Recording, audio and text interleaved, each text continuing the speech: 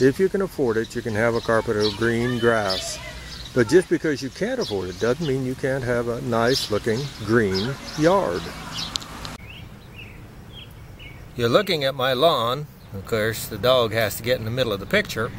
But you're looking at the lawn. No, it's not a carpet of grass, but rather a carpet of weeds. Yep, I grow weeds here in McCook, Nebraska. My yard is full of weeds. But I keep them mowed, and the green, unless you get point blank and take a good look at it, it looks about as good as any fancy lawn with grass in it that you could see.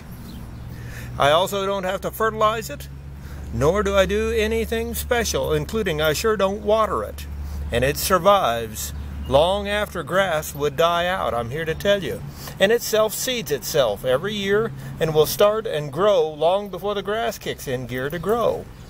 A very valuable asset for a poor person to still have a nice looking lawn without the expense of grass.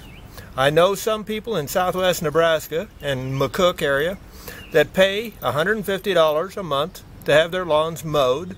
Some of them that got the half-acre big fancy rich homes, they talk about spending almost $3,000 in a summer. $3,000 in a summer for the lawn care for their property. Me, just a few gallons of gas to keep the weeds mowed, and that's all I do. Because the way I see it, no expense is given to anything that doesn't produce food. I still want it to look nice though, and I think you would agree this doesn't look too bad. Here's an overview of my yard. Yep, it's just weeds, but we keep them mowed and the yard neat as possible. And it looks like a nice place that you could do whatever you wanted to, from playing games with the dog or anyone that would come by. And it's something, whether you have pride in it or not, at least respect that you've kept it nice.